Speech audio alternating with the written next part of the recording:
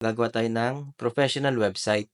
Tapos lalagyan din natin siya ng professional email para 'pag halimbawa, nag-email tayo sa client or dun sa customer natin, nakalagay dun ng domain name natin halip na google.com, halimbawa mark@google.com, puwede siyang mark@yourwebsite.com and then iko-connect din natin siya sa Google Analytics para makita natin yung traffic ng website natin kung saan sila nanggagaling.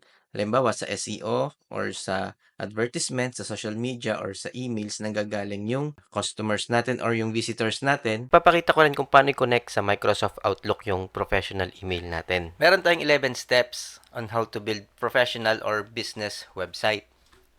Gagawin natin to step by step. Introduction, getting hosting and domain, installing content management system, which is WordPress ang gagamitin natin. Lilinisin natin yung website, tatanggalin natin lahat ng naka-install at saka lahat ng pages. Mag-start tayo ng from the beginning or sa malinis na website. Installing theme, which is Astra ang gagamitin natin. Importing demo website, adding pages and menu. Elementor page builder gagamitin din natin. Ko-customize natin yung theme. Contact form para may way para yung visitors natin makontak tayo. Customize email. Lalagyan din natin ng Google Analytics para nakikita natin yung traffic or gano'ng karami yung nagvi-visit sa website natin or saan nanggagaling yung visitors natin sa websites. Introduction. Unang kailangan natin sa paggawa ng website ay domain name. Ito yung pangalan ng website. Sa Facebook, facebook.com, YouTube, youtube.com, or sa Google, google.com ang domain name nila. Pangalawang kailangan natin, hosting. Yung hosting, yung place where our files will be stored. Ito yung server natin. Step 2, getting hosting and domain name. Sa baba ng video na to, may affiliate link papunta sa Hostinger Philippines. Pag pumunta tayo sa hostinger.com ng direkta, makikita natin naka-dollar base siya, mas mahal siya. Pero pag ginamit natin yung link, naka-peso base na agad siya. Click natin ang claim deal.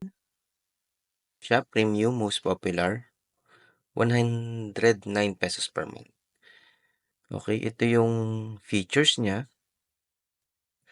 100 websites and then free emails, hanggang 100 emails. And then, free na rin yung SSL niya. Click natin ang choose plan pag satisfied na tayo dito sa premium. Pwede natin i-click ang 12 months. Ito siya. Or 48 months para mas makatipid tayo. 4 na taon na siya. Naka-discount tayo ng 14,000. Click natin ang continue. And then, create tayo ng account. Click ko na lang tong Google sign in. Click ko yung account ko. Click ko yung continue. Okay.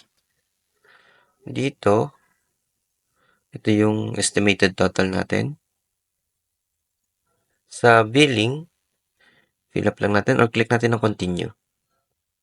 Yan. Ito na yung payment natin. Ito, GCash natin tayo mag-pay. Click natin ang submit payment.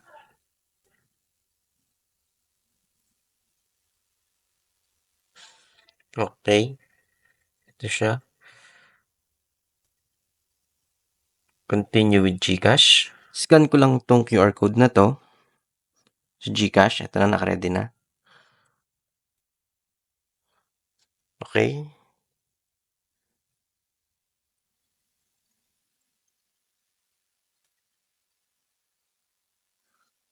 Okay. Ito yung babayaran natin. 5,266. Tanggalin na natin to. Babawasan siya. Kasi extra bayad lang naman siya eh. So, click natin ang pay. Okay.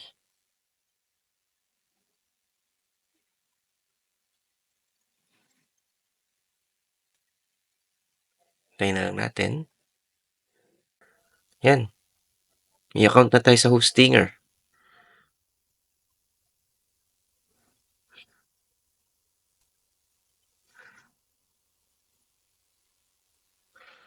Okay. Fill up lang natin to.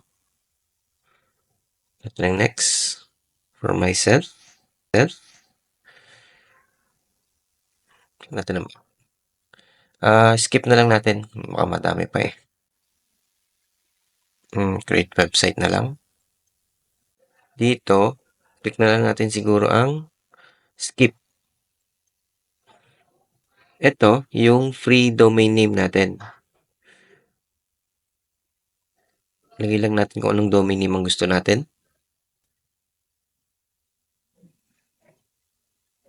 Okay. Ito na lang, goldenarm2.com.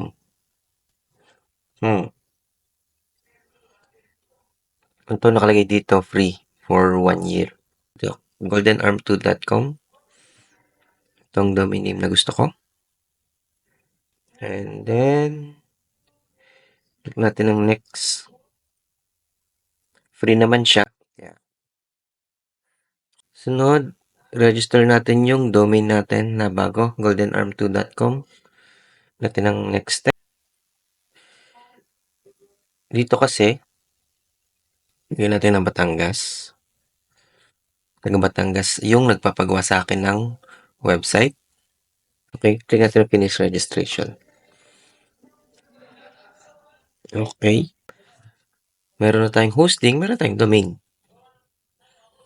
And then, dito, where is your audience located? Wala dito. Click lang natin yung pinakamalapit sa Pilipinas. For example, kung mga taga-Pilipinas yung target market natin, hindi siya pinakamalapit eh. Click natin ang next kung okay na tayo. Hindi muna tayo nag-install ng WordPress kasi papakita ko kung paano mag-install ng WordPress manually sa loob ng Hostinger. Para for example, kung may gusto tayo na domain name ulit, malalagyan natin siya ng WordPress manually. Papakita ko kung paano. Yan, nandito na tayo sa loob ng hosting account natin na may domain name na goldenarm2.com. Installing Content Management System, which is WordPress ang gagamitin natin. Okay. Punta lang tayo sa websites. Tapos, click natin yung dashboard.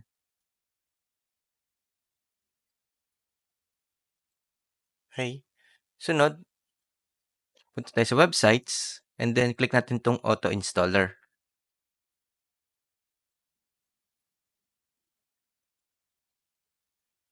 Click natin itong WordPress. And then, lagyan lang natin ang title ng website natin.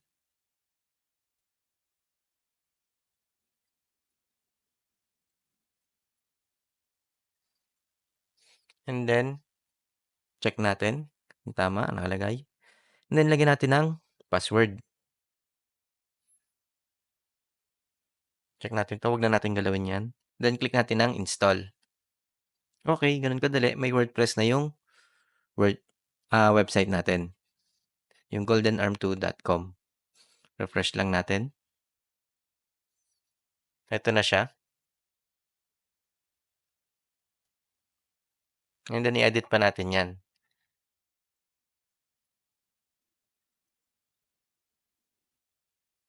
Halimbawa, lumabas tayo. And then, gusto natin bumalik sa Hostinger. Ganito lang yung pag-login. Hostinger.com. And then, click lang natin yung login. Then, click lang natin yung kung paano tayo nag-sign in. Click natin tong Google.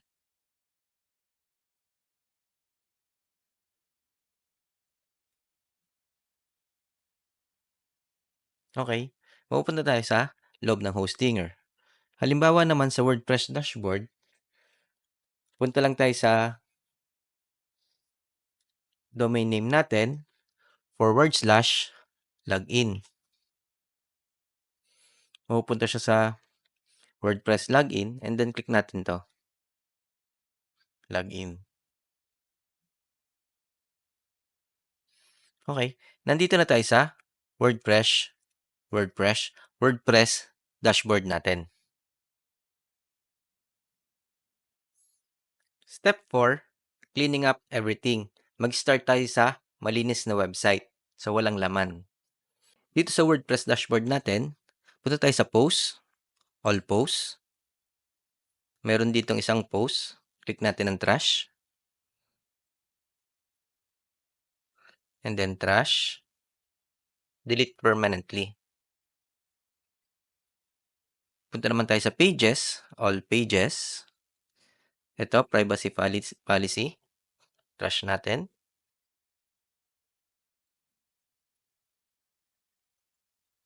And then, punta tayo sa trash. Delete permanently.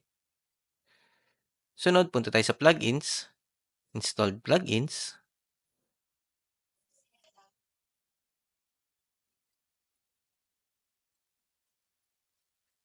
Ito yung mga default na nakalagay or naka-install sa WordPress website natin.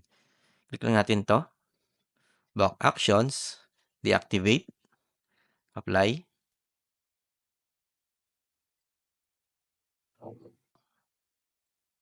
Block actions. Delete. And then apply. Then okay. Yan. Kasi pag mas madaming plugins, mas mabigat ang website, mas matagal siya mag-load. Kaya ngayon, wala siyang plugins, pages, at saka post. Step 5, installing theme. Pwede naman tayong gumamit ng ibang theme, pero para makasunod tayo or makasunod kayo sa tutorial na to, Astra theme muna ang gagamitin natin. Mabilis siya, tsaka madali siyang i-customize. Punta tayo sa appearance, and then themes. Click natin yung add new. Then search lang din natin dito ang Astra. Ito siya. Click natin ang install.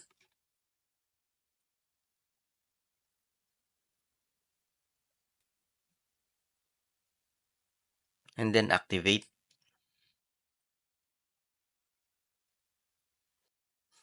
Kung i-visit natin ang website, ito siya.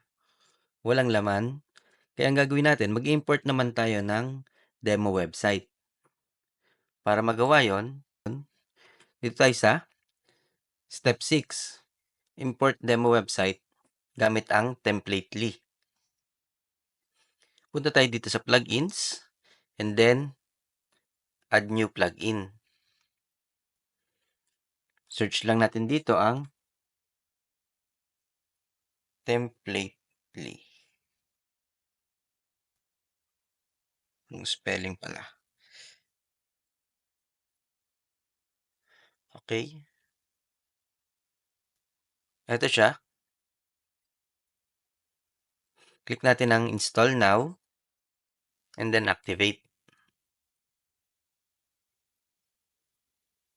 Mula dito, pwede tayong mamili ng demo website na gusto natin gamitin sa website natin.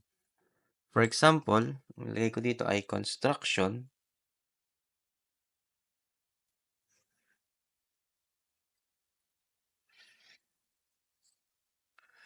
Search.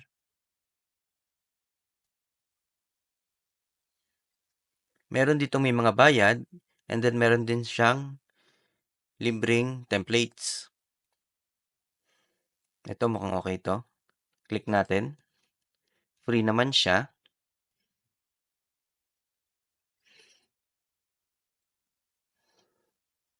Okay. Dependency niya ay Elementor. Okay. Pwede natin click ang insert full site. And then gawa lang tayo ng account. Click natin itong free sign up. Mark. Confirm password. And then agree. Siguraduhin lang natin para yung password.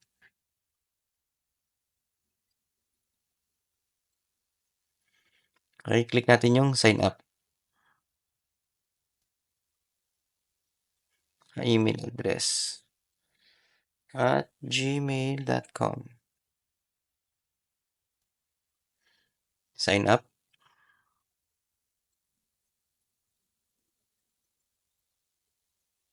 Okay. Mukhang hindi pa siya nag-import. Search ulit tayo. Kailangan pa niyang i-verify. Punta tayo sa Gmail. Ito. Verify email address.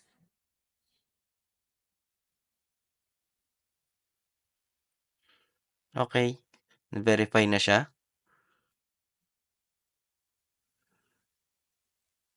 Ngayon, click lang natin yung search ulit. And then, search. Hanapin natin yung napili natin kanina. Ito siya.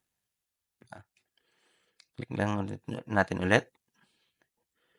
And then, click natin yung insert full site.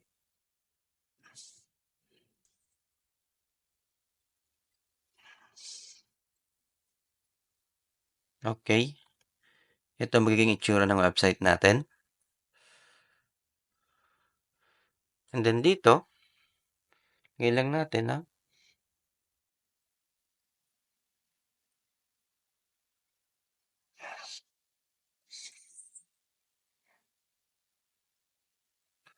pangalan ng business and tagline. Upload logo or pwede natin gawin na lang mamaya yan. Or pwede tayo mag-upload siguro.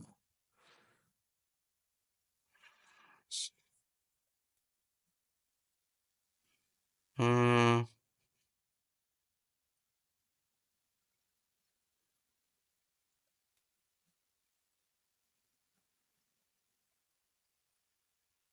select.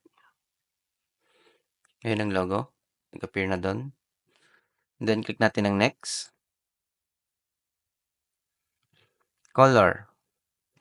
Lagyan na lang sa default. Record dependencies. Check natin. Okay naman. Install and proceed.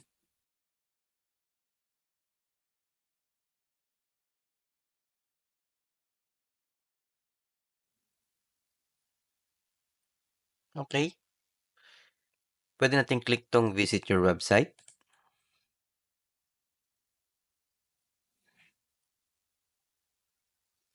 Okay. Makikita natin, may contents na yung websites natin or website natin. And then mula dito, pwede na tayong mag-edit or mag-customize dun sa bagay sa professional business natin or sa gusto natin na interface ng website or yung mga nakasulat, yung contents ng website. Okay? Visit natin yung ibang page. Services. Ito siya, may laman na rin. Projects, team, pricing. And then, get a quote ang nandito. Wala pa yung button. Lalagyan natin mamaya yan ng function, yung button na yan. Ito yung pages natin. Services, projects, teams, pricing, home. At ito yung menu natin, itong nasa taas na to. Step 7 na tayo, adding pages and menu. Sa pag-add ng page, click lang natin tong all pages sa pages. Add new page. For example, gusto natin ng products page.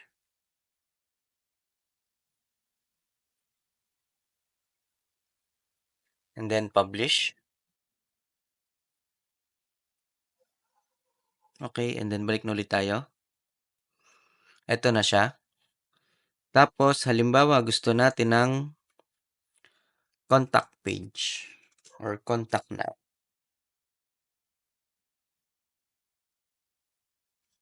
Click ulit natin yung publish. Publish. Balik tayo sa dashboard. Ito na siya. Ganun lang kadali mag-add ng page. Punta tayo sa appearance and then click natin yung customize.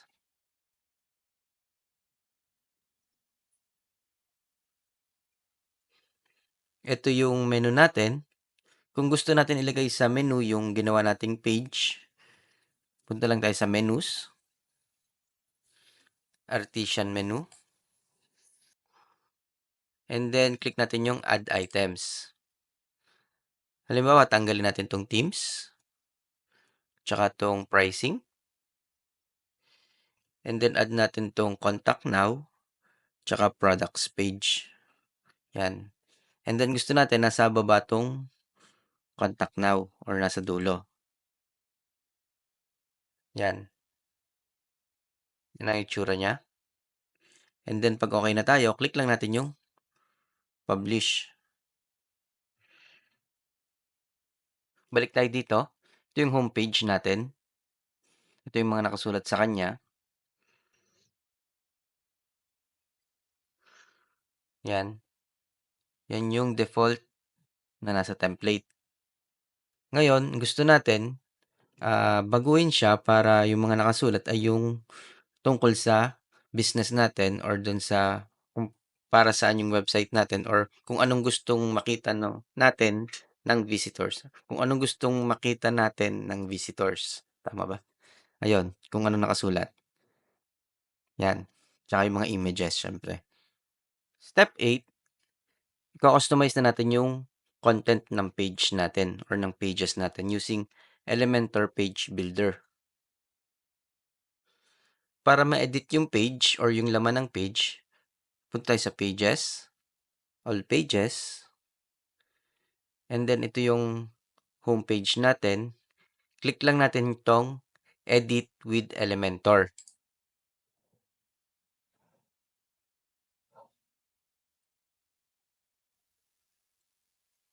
Pwede natin click tong Let's Do It or Let's Skip. Okay. Ito siya. Ito yung nakasulat sa website natin. Pwede natin i-click to. Click natin tong text.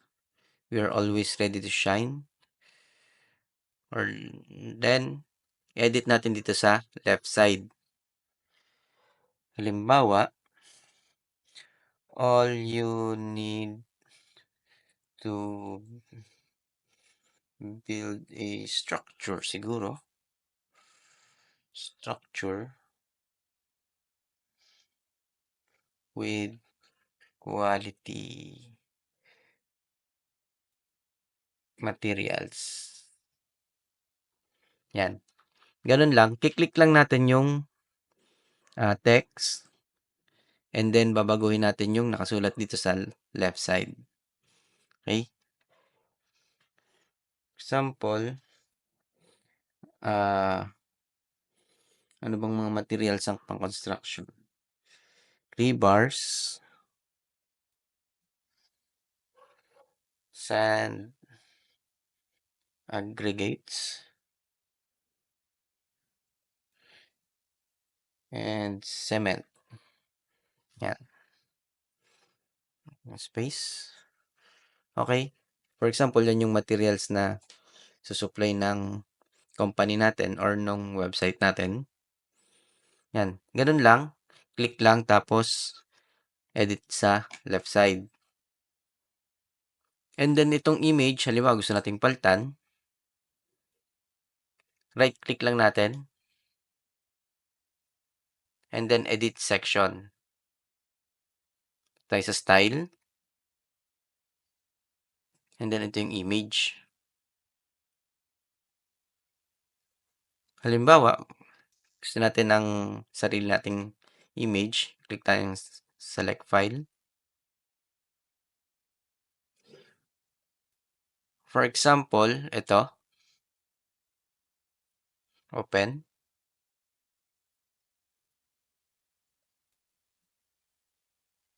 And then select. Mas maganda din halimbawa gusto natin mag-rank sa SEO. Lagyan natin ito ng backhoe and construction materials.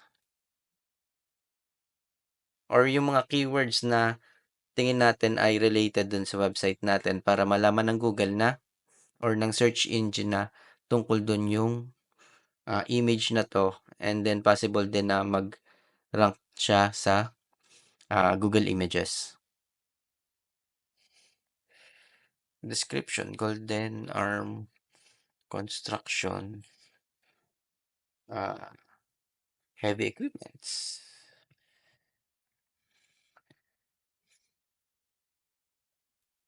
Okay? And then click lang natin tong select. Yan. Ito na siya. Ganun lang kadali magbago ng image. And then, ito, high quality construction solutions. Click na natin. Tanggalin natin yung iba. Yan. Gusto ko yan lang. And then, kung gusto natin to, click natin service. Gawin natin products. Yan. Ganun lang din sa mga na-text dito. Sunod, itong part na to ay may contact now. Ang gusto natin, pag kinlik nila to, mapupunta sila sa contact now or sa contact page natin na ginawa natin kanina. Ito yung sample. Pag kinlik natin, anong nangyayari? Ito, walang nangyayari. Nagkakameron lang ng slash ng sign number. Punta tayo sa refresh lang natin. Yan. Okay? Punta tayo sa contact now. Ito ang kailangan natin. Itong URL na nasa taas. Copy lang natin to. And then, click natin tong button. Okay. Click natin tong button. And then, makikita natin sa left side, contact now button. And then, yung link. Ito yung mahalaga. Tanggalin natin. And then, i-paste natin yung link ng contact now. Okay? And then, pag satisfied na tayo, click lang natin yung publish. Balik tayo dito. Ito yung website natin. Refresh ko lang. Yan. Ito yung binago natin. All you need to build. And then, rebar sand aggregates. Products, high quality construction solutions. And then, ito yung button na binago natin. Contact now. Pag kinlik natin, mapupunta siya sa ginawa nating page na contact. Contact now. Ayun. Balik ulit tayo sa homepage. Scroll down lang natin. Ito, for example, itong part na to, gusto natin baguhin. Balik lang ulit tayo sa Elementor Page Builder. Ito siya. About us, we've been create building. Ayan, click natin.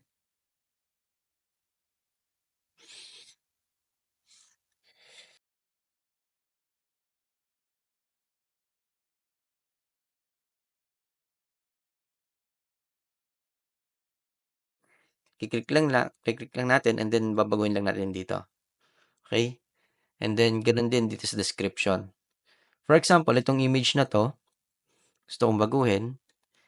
Click ko lang yung image. And then, ito, nandito sa left side. Choose image.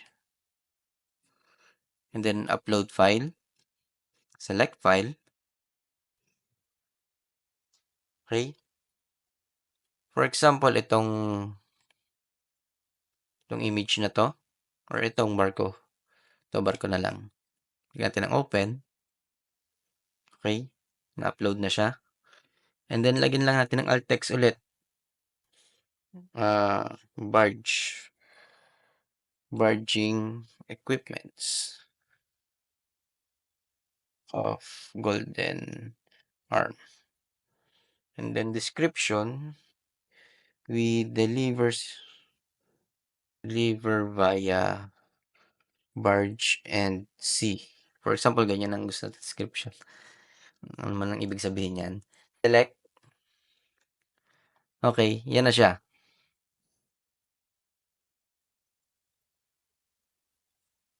And then, halimbawa, gusto natin tanggalin tong section na to. Click lang natin tong X. at saka itong X na 'to, yan. And then images ng team. For example, gusto nating tanggalin yung isang image. Halimbawa ito nandito, right click lang natin 'to. Yan, yung mag-right click. Click natin yung delete.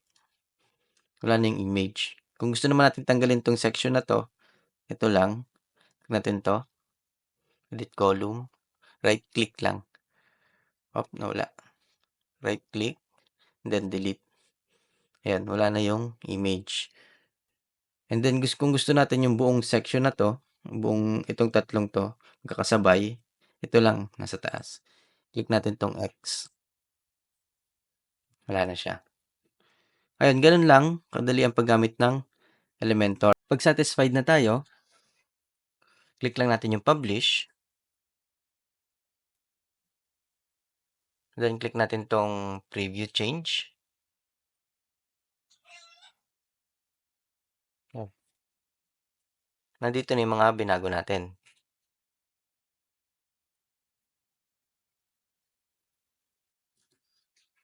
Step 9, customizing theme. Punta tayo sa appearance and then customize. Dito tayo sa site identity. Then pwede natin baguhin dito yung logo. For example, change logo, upload file. Halimbawa, itong gusto nating logo. Okay, then select. Skip cropping muna natin. Ito na ang logo natin. And then, halimbawa, itong site icon. Ang site icon ay itong icon na nasa taas katabi ng URL or title ng website. Palitan natin. Upload ulit tayo. Sample ito. Open. Then select.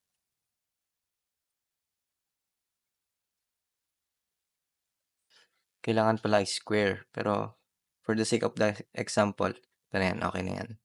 Crop image. Yan. Pag okay na, click natin yung publish. Pag visit natin yung website, ito siya. Yung icon. And then refresh natin.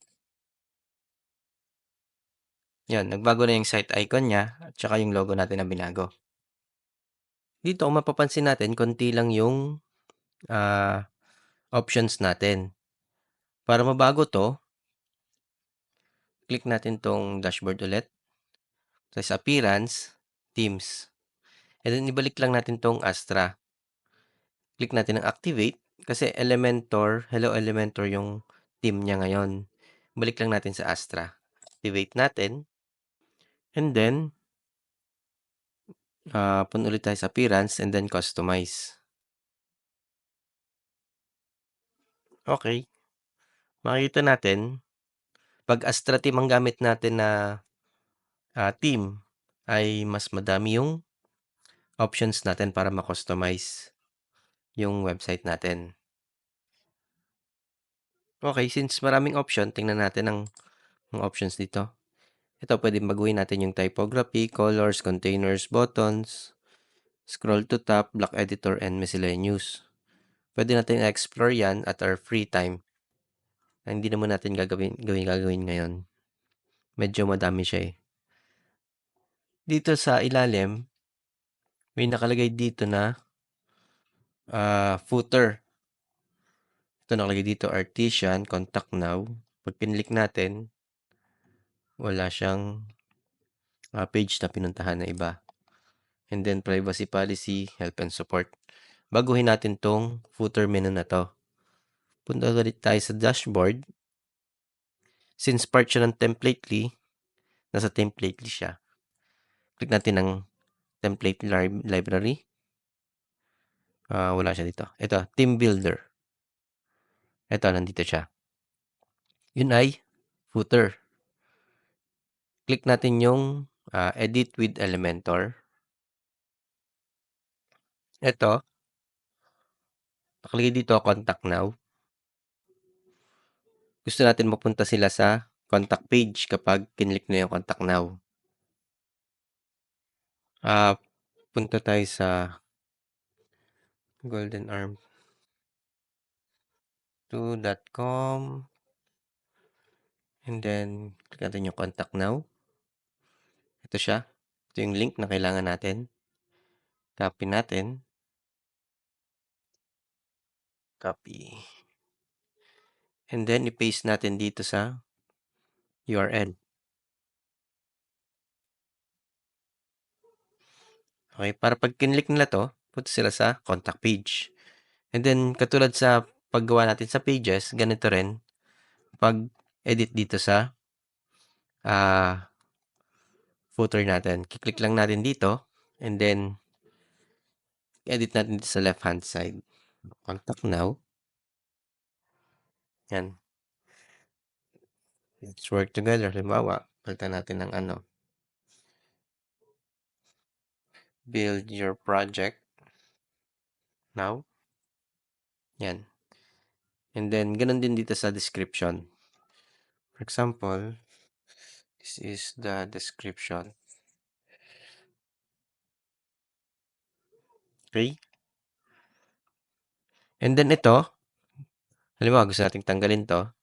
Right-click lang natin.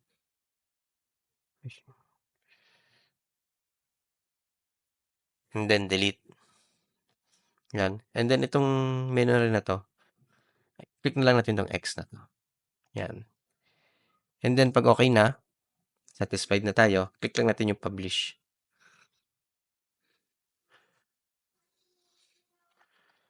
Tayo sa home. Refresh lang natin.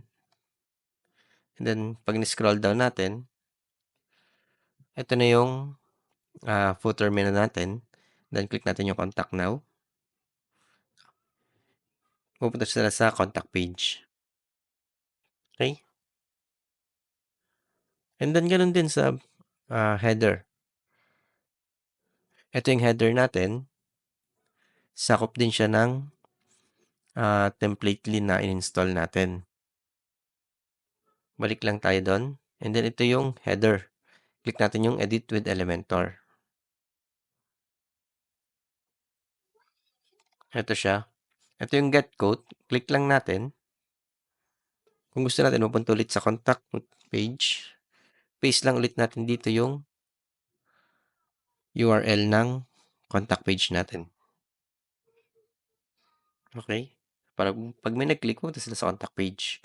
Click natin ang publish. Okay. Nang home ulit. Then click natin. Try natin yung button. Yan. Napunta na siya sa contact page or sa page na gusto natin na i-direct sila. Okay. Sunod, gagawa naman tayo ng contact form para dito sa contact page natin. Step 10, gagawa naman tayo ng contact form at customize email natin. Sa paggawa ng professional email account, balik lang tayo sa hosting or account natin. Click natin yung emails. And then click natin yung domain name natin. And then click natin yung email accounts. Tapos, dito meron na kasing isa kasi nagpagawa na ng email yung kakilala ko. Click lang natin yung create a mailbox. And then, halimbawa, lagyan natin ang contact at goldenarm2.com. Mag-set lang tayo ng password. Okay? And then, click natin yung create.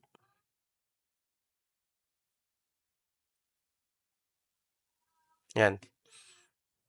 Meron na tayong email. Contact at goldenarm2.com. Pag gusto natin makita yung emails, click natin yung webmail. Then, lagay lang natin yung password dito.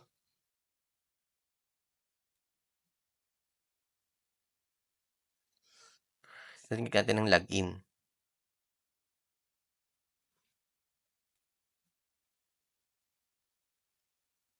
And then, pwede na tayo mag-send ng email. Halimbawa, compose tayo ng email. Click natin to. Sa email ko na lang. Okay. Hello, this is a test message. One from contact at Golden Arm.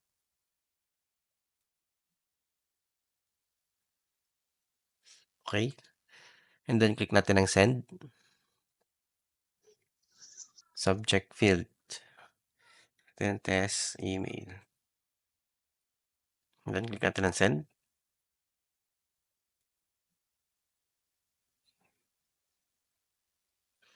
Okay. And then, tingnan natin kung nag-receive na sa Gmail natin.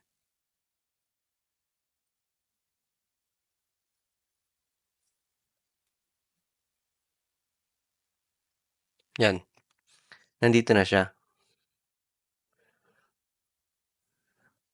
Galing siya sa contact at goldenarm2.com to markianlat@gmail.com. And then, ito yung message natin. Hello, this is test message, tsaka test email 1 yung subject. Click natin ang it works. And then, click natin send.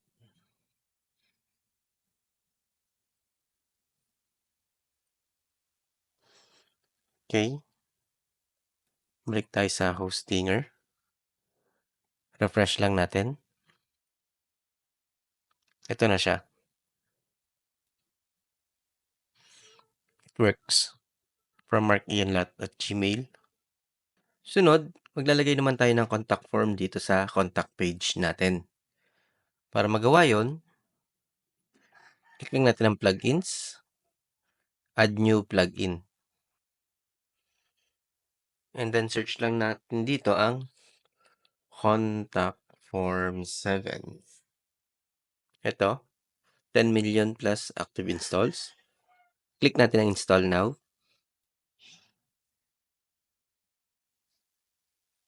And then activate. Tapos, ito siya. Click natin yung contact forms. Ito yung default contact form natin. Click natin ang contact form 1. And then, click natin yung mail to site admin email. Ang ilagay natin ay contact at goldenarm2.com. Para pag may nag-contact dito sa contact form natin, mapupunta siya sa contact at goldenarm2.com. And then, pwede na tayo mag-reply doon at mag-start ng conversation sa customer or sa client or sa visitor natin. Okay? Then ito, i-default muna natin na ganyan. And then, pag okay na tayo, click natin ng save. Sunod, ito yung short code niya. Copy lang natin. Punta sa pages, all pages, and then itong contact now, click natin.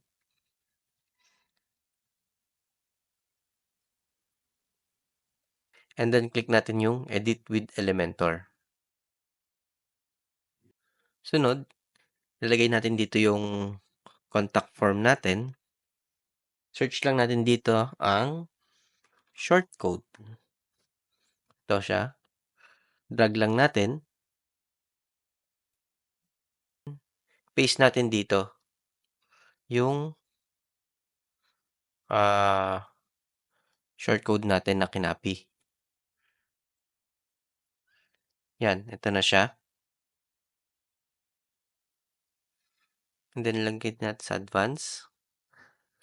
Nakita natin, medyo mataas siya. Lagyan lang natin ng padding. Lagyan natin ng 100. And then, click natin yung publish. Okay, testingin natin. Refresh natin tong contact page. Ito na siya. Your name. Testingin natin. And then, click natin yung submit. Okay, it has been sent. Punta tayo sa inbox natin dito sa contact.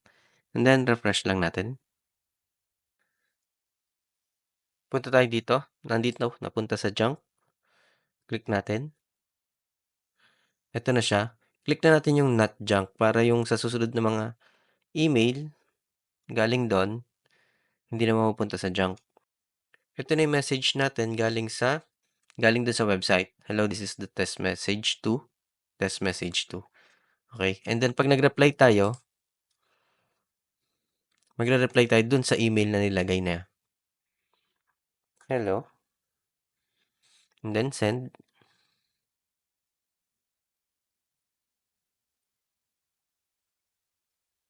And then, pag nag-check tayo ng inbox, refresh. Ito na siya. Hello. Okay? Halimbawa, gusto naman natin i-connect sa Outlook yung professional email natin. Ganito lang siya. Tayo sa file, add account, yung Outlook. Then, lagay lang natin, contact, Google. Then, click natin yung connect.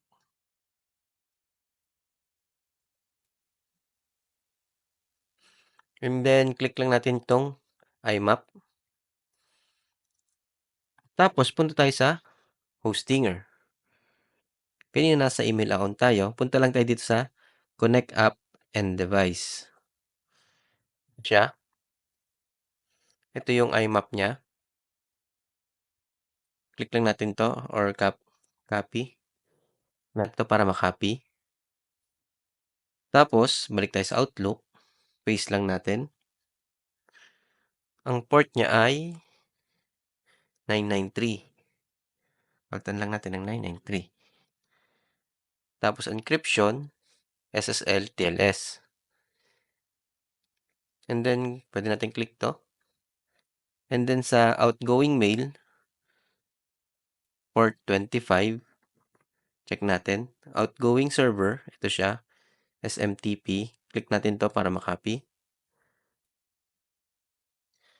Paste natin dito. Tapos sa port, ito yung port niya, 465. Palitan lang natin siya ng 465.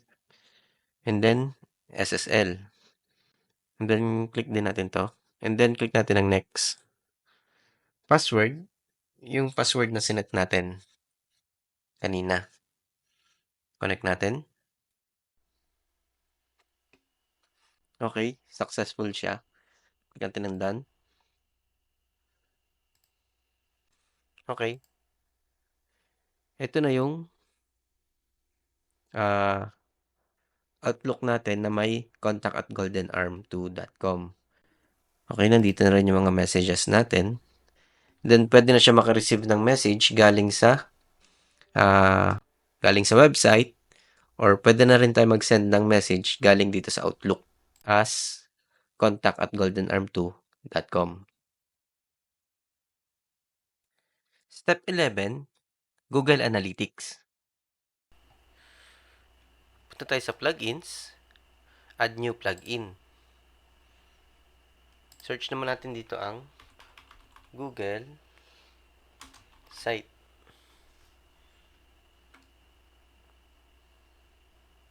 Click natin install now. And then activate. Click natin yung start setup dito or click natin tong dashboard muna. Click natin to. And then, pwede natin click to. Then, sign in with Google. Account natin and then continue. Select all na lang. And then continue. Okay, verify lang natin. Then allow. Set up.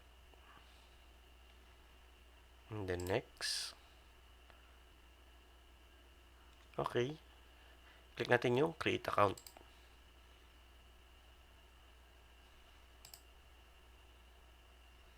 Then continue. Continue.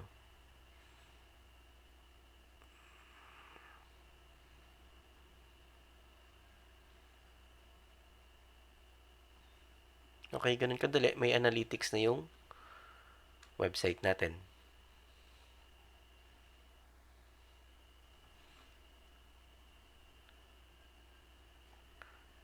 Accept lang natin to.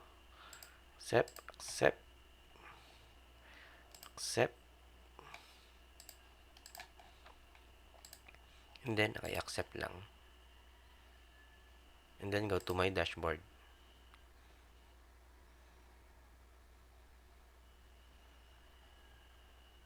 Okay. Gathering data na siya. Mula dito, punta lang tayo sa dashboard. And then, makikita na natin yung traffic nung website natin, kung saan sila nanggagaling, or kung ano yung binivisit nilang madalas. Okay? Got it. Tapos na yung website natin. Sana may natutunan kayo and sana gamitin mo yung affiliate link ko dun sa baba para makatulong din para makagawa pa ako ng ibang contents na mga katulad nito. Thank you!